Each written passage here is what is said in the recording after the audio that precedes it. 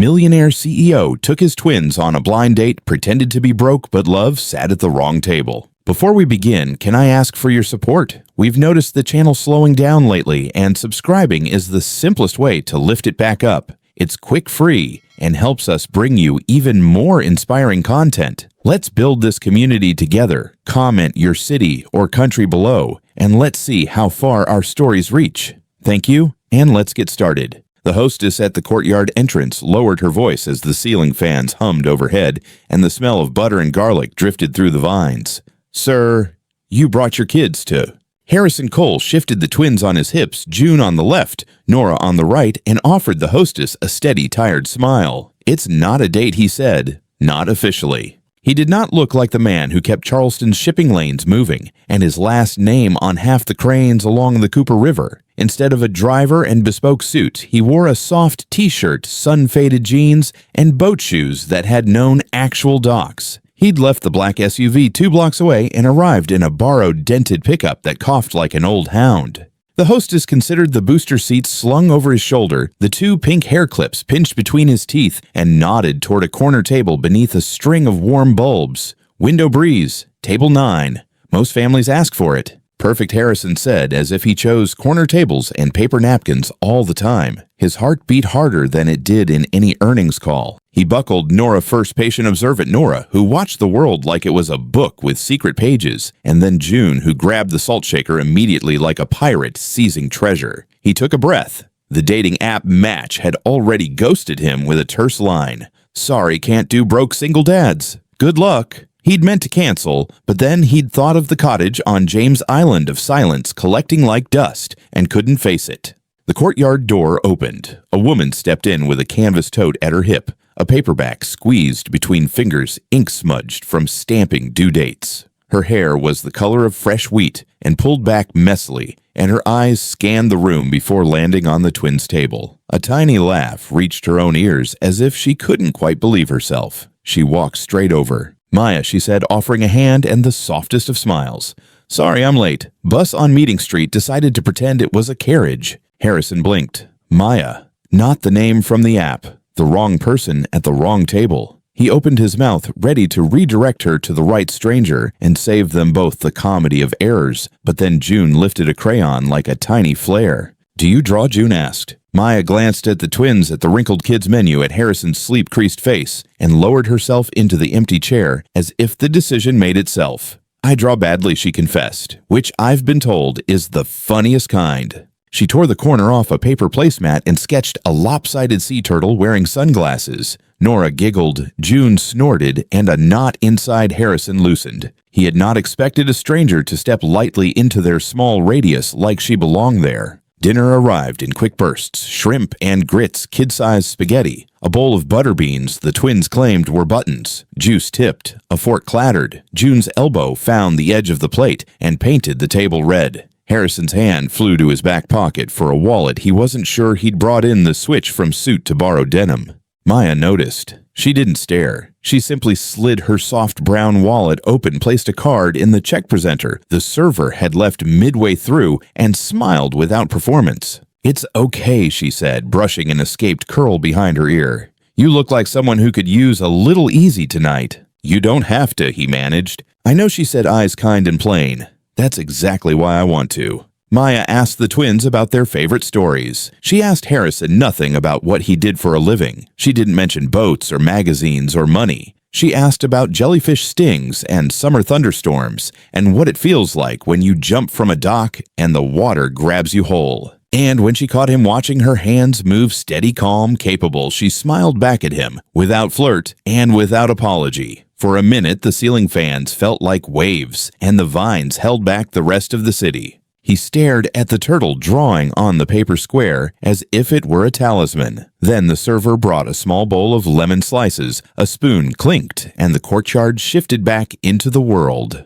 At the door, he offered her a ride. "It's not a fancy car," he said, and it was almost true, but it moves. "I'll walk," Maya said with a little shrug. "I shelve poetry for a living. Walking helps me think straight." She bent to the twins. "Thanks for dinner, artists. Next time I'll bring stickers." There was a next time in her voice. He could hear it, and because he could hope, pooled somewhere he didn't dare examine. She walked into the low-country evening where Spanish moss made every streetlight look soft. He strapped the twins into the booster seat's hands, moving on muscle memory. And when they fell asleep on the drive over the Ashley River, he didn't turn on the radio. He let the night hold. In the cottage driveway, a little square of paper slid on the seat. The turtle. He folded it gently and tucked it into the glove compartment as if carefulness could bless fragile things. Harrison hadn't returned to the white-shuttered cottage on James Island for months after Layla died. His wife had taught the twins to clap to the beat of the washing machine, to name constellations, and then invent their own. Some nights he still heard Layla's laugh in the porch screen and left the porch anyway. But after the dinner with the wrong woman at the wrong table, he drove to the cottage because he needed a place that wasn't the big house everyone expected him to live, in a place that remembered the sound of a wooden spoon against a cookie bowl. In the quiet kitchen, he could smell Ghost's cinnamon citronella sunscreen. He braced his elbows on the counter and closed his eyes. Healing had felt like betrayal for so long. The next morning, the twins piled library books into his lap and demanded stories. Miss Maya would approve, Nora said solemnly, and Harrison's mouth tugged sideways into the shape of a smile. Miss who, he teased. Miss Maya from dinner, June said, as if he'd lost his mind. She draws turtles that wear sunglasses, Daddy. Keep up. He laughed then, a sound Layla would have liked. If we wanted to maybe possibly accidentally bump into Miss Maya again, he said, where would librarians hide? Nora didn't look up from her book. Calhoun Street.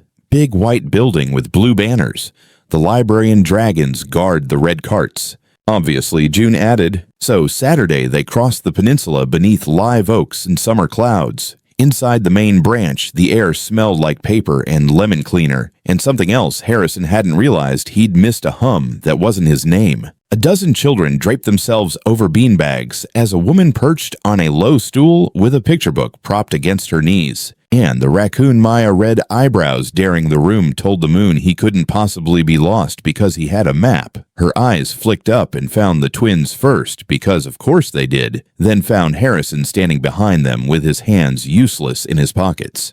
Hi, he said, voice low. The twins waved violently. Maya closed the book with a soft thud. Everyone, she said, 5-minute stretch. Shake your paws. Tail wags, too. Groans and giggles. Little bodies rolled away. And then she was standing in front of him, not quite cautious, but not sure, her head tilted, as if to measure the distance between chance and intention. You found me. You said Calhoun. The banners did the rest. Silence rose and settled. Behind them, a toddler attempted a cartwheel and discovered gravity. June presented a drawing thick marker lines declaring, Nora Prus June Seal Turtle. I wasn't who you were supposed to meet that night, Maya said finally. He shook his head. No. Why did you let me sit down? Because he had missed being ordinary. Because his daughters had laughed without checking him first. Because he was tired of seeing his reflection in the shape of other people's expectations. He kept the words simple. Because it felt like something true was happening, and I didn't want to scare it away. She held his gaze. Whatever she read there, grief, hope, exhaustion, gratitude softened the line of her mouth. I shelve books, she said, and I read to kids whose parents hurry them out because the meter is ticking. That's what my life is. It's not. Her eyes flicked to the twins, complicated. My name is Harrison Cole, he said. I run the company that unloads half the ships you stare at from the battery. People run stories about me when nothing much is actually happening. I own more suits than Sundays. And I hate most of it lately. She didn't flinch. Do your daughters know who you are? They know I make pancakes with too much vanilla. Maya's laugh arrived without permission. It might have been the prettiest sound he'd heard in a year. What now, she asked. I tell you the truth. Then I tell you there's no ask attached to it. If you want to walk away, I'll still be grateful for turtles, and that one night, that didn't feel like a transaction. Her fingers worried a corner of the drawing. I don't have practice with your world. Neither do I, he said. Not the part that matters. She nodded toward the twins. Story time is starting again. Translation, I need time. He heard it and let her have it. But small, quiet meetings started to happen anyway. They ran in like creeks toward the same river. Harrison learned that Maya's mother had raised her cleaning houses south of Broad, that Maya had proofread college essays at midnight to pay for textbooks, and that she measured time by library calendars and the return dates of dog-eared books. She learned that Harrison never bragged about ships or revenue. He bragged about the way Nora invented words and the way June counted pelicans on the bridge like rosary beads. He bragged about pancakes and Band-Aids and getting 2 ponytails the same height on the first try. On a hazy Sunday afternoon, he brought the twins and a pan of baked ziti to the James Island cottage, then texted Maya a picture of the backyard live oak that split like a question near the ground. "We'll be at the tree. No headlines, if you're free." She came with a tote full of colored pencils, and the twins taped their artwork to the fence until it looked like a parade of flags. Evening came slow. Crickets tuned. In the kitchen, Mia rinsed plates and told Harrison he missed a streak of sauce above his ear. She reached to wipe it with her thumb and didn't pull back right away. The house felt like it had exhaled for the first time in months. "You're different here," she said. "This is where I don't have to pretend I'm not tired," he said. "Then be tired," she said simply. Stillness draped itself across the cottage like a shawl. Harrison felt it settle in his chest, not emptiness, not ache space. He didn't rush to fill it. He let it hold. On a Tuesday morning, when the humidity made the city feel like soup and azaleas were trying to outpink each other, a photo landed on a gossip site. It was taken across a street through the slats of the branch library fence on Rutledge, because that's how people behave when they believe other people are public property. In the photo, Maya held Nora's hand in June's elbow, while Harrison trailed behind with a canvas bag of returns. Everyone was laughing. The caption made it performative mystery woman with coal heiresses. Who is she? The town pretended it wasn't New York and then behaved exactly like it. By sundown, microphones had found Maya's walk-up on Cannon Street. The doorbell became a weapon. Headlines took her name and threw it at walls to see what stuck. When the library director called her into a dry office and shut the door, he couldn't look at her. "There's concern," he said. "A patron who funds a lot of our after-school programming. They're uneasy with the attention. They're threatening to pull." "I read books to children," Maya said, mostly to hear her own voice. "That's my scandal." He winced. "It's about distraction, optics. I'm sorry." She packed her canvas tote with a stapler and a stapled heart a kindergartner had made her and a staff mug that said, "Readers gonna read." She walked home through streets that knew her from long before any of this and felt like she was trespassing. Harrison watched the story slither from rumor to headline to noise. His name had been a storm before, but he'd always had the shelter of choice. Maya did not. He called. She didn't answer. He texted, "I didn't see it coming. I'm sorry." She read and didn't reply. The next morning brought a knot of cameras to her stoop and a tight-lipped neighbor who whispered, "You okay, baby?" and left a plate of lemon bars at her door. The plate went cold. The questions got hotter. Then the crowd went quieter, and Maya knew what that meant. Everyone had turned to look. Harrison stood at the bottom of the stairs with his jaw set and his coat unbuttoned. Wind pulled at his hair and scattered a napkin down the sidewalk. He didn't touch the banister. He didn't perform. He lifted his voice just enough. "I can't turn off the world," he said, "but I can stand between you and some of it. If you want me to. If you don't, I'll stand back." Through the glass, she said, without opening the door, "You have daughters to protect." "They're already in it," he said quietly, "because they ask for you every night." Maya rested her forehead against the cool frame. "I didn't ask for any of this." "I know," he said. "Neither did we, but we got something real anyway." "Go," she whispered, because fear came disguised as responsibility. He nodded once and retreated through the cameras as if wading against tide. She slid down the inside of her door and let the canvas tote press into her ribs. The stapled paper heart crinkled. The drawing the twins had given her 3 stick figures with sun hair was still taped there crooked. She touched the tape every time she left and every time she returned. The city's noise moved on to somebody else's heartbreak by the weekend, but the job was still suspended. The phone still pestered. Quiet didn't equal safety. On Sunday morning, while she sorted books to donate so she could feel like she was controlling something, the knock on her door was soft and then softer. She was not going to move. She told herself so. Then she heard the whisper of paper against wood and the giggle that unspooled her resolve. She opened the door to 2 little girls holding a new drawing below the old one. "We bring our hearts." Their arms were already out like wings. She went to her knees, and the hug was not cinematic. It was messy and wet and perfect. Harrison stood a step back with his hands dug into his coat pockets like pennants. When Maya looked up at him, her face was a ruin and a sunrise both. "I didn't bring a press release," he said. "Just us." "Why did you really come?" she asked. Because I can lose money and sleep and whatever power is supposed to feel like. I can't lose this. She opened the door the rest of the way. The city stayed outside a while longer. Life didn't return to what it had been. It became something else, which is another way of saying it healed unevenly and honestly. Harrison didn't parade Maya. He did not give the city a name to chant. He gave her space. He gave her the cottage key and the code to the gate and let her decide when to use them. He didn't ask for more than she offered. He learned to let quiet be.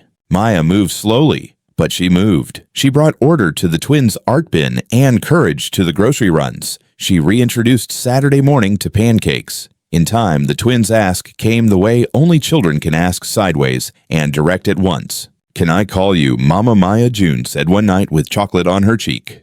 The room held its breath. Harrison did too. "If that's what your heart wants," Maya whispered, pressing her lips to the top of June's head. Nora slid across the comforter and tucked herself under Maya's arm like she'd been planning the move for weeks. After they fell asleep, Harrison and Maya sat on the back steps with a blanket around their knees. The live oak made slow lace against the sky. "I never wanted to replace anyone," Maya said. "You can't," he said. "Layla isn't a chair you move out to make room. She's a window we still open." Maya's eyes shone. "I wasn't sure I had enough to give." "You have the only thing we were starving for," he said. "A safe place to land." The next week, when the board of Harrison's company tried to stage manage his personal life for an upcoming Harbor Gala, optics, someone said, like it was a tide chart. Harrison stared at the conference room glass and realized shame had snuck into his life, dressed as duty. He told the board to plan the gala without any mention of his name, and when the event's sponsor insisted on their pound of personal narrative, bring the new girlfriend the city loves a reveal. Harrison canceled the tables his company had purchased and sent the money to the children's section of every library branch in the county. The press release didn't mention his name. It mentioned story hours and new books and the summer reading bus.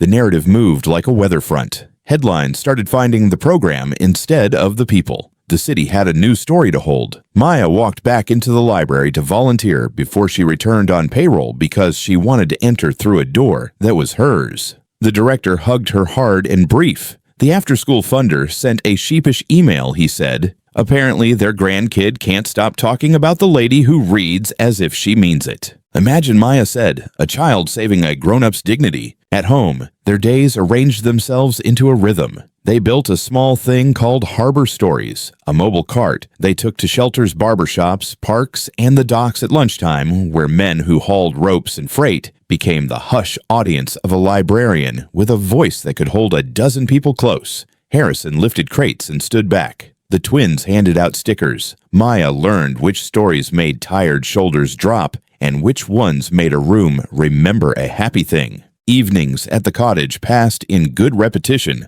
Homework at the table, music playing too low wind chimes. Layla had hung singing when the warm wind came from the sea. They made a habit of watching the light change over the marsh, as if it were their show. One afternoon in late spring, thunderheads piled up as if the sky had things to say. The twins came back from their room with a shoebox swaddled in tissue and tape. "For you," Nora said, solemn like a minister. Inside rested a ring braided from dock-line twine and glass seed beads, crooked Ernest gathered. Harrison went to his knees without planning to. "I thought I'd only ever be loved for numbers on paper and boats with my name," he said. But then there was a wrong table and two very right artists and a woman who saw me like I'm trying to be. He looked at Maya as if she were both answer and question. "I'm not asking for columns of confetti or for anyone else to clap. I'm asking for the porch and the wind chime and the fierce ordinary. I'm asking you to stay." "Mr. Cole is terrible at speeches," June Stage whispered to Nora. Harrison laughed and didn't look away from Maya. Maya slipped the braided ring over her finger and held it there. "We've been building this the whole time," she said. "We could call it many names, but my favorite is home." The twins squealed as if someone had announced fireworks. Outside, the first fat drops of rain hit the porch boards and made small, perfect circles. There were days that weren't soft. Grief does not retire, it rewires. Nora had a night when she got angry at the sky because it wouldn't show her the constellation her mother had invented. June had a morning where she hid in the linen closet and said she wasn't coming out unless everyone promised to live forever. Maya sat cross-legged on the hallway rug and told the truth gently that love does not stop storms, but it gives you a roof. Harrison had an afternoon when he drove to the big house he barely used, walked through the echo and glass, and felt small. He took the elevator to the storage level and found the box of Layla's aprons and her notebook of recipes and a birthday card she'd never finished writing. He cried in a way he didn't apologize for later. Maya didn't try to fix it. She folded the aprons with him and said, "We keep both. That's what families do." Then she made peach cobbler from the notebook for no reason at all. Charleston kept turning Tide's tourists' tea. Harbor stories rolled out more often. Harrison's company built a small book nook in a corner of every terminal and left the shelves in a constant state of welcome mess. Someone from the Business Journal called to profile him. He said no and gave them the name of the young barbershop owner on Hanover Street who'd started hosting Saturday read-alouds instead. The story got better because the subject did. The city kept being itself generous and nosy, warm, and stubborn. Sometimes a stranger approached them with a phone up. Harrison learned how to put his hand up with a smile that said, "Please don't." Sometimes a woman on a bench saw Maya with the twins and said, "Your girls are beautiful," and meant it simply. Maya kept a ledger of those moments the way other people keep recipes. On a clear morning in May, with sailboats speckling the harbor and gulls sounding like laughter with sharp edges, they picnicked under the live oak in the cottage yard. The table Harrison had rescued from curbside became something like an altar water, Rings pencil, Nick's paint freckles, the story of every meal it had survived. He'd rebuilt the wobbly leg and kept the wobble anyway. "You brought home the imperfect table on purpose," Maya said, amused. "Some mistakes turn into landmarks," he said. The twins danced barefoot in something that wasn't quite grass and wasn't quite clover. They came circling back to the table with daisy chains stuck behind their ears. When the sun rolled toward evening, the four of them took the sidewalk to the marsh overlook.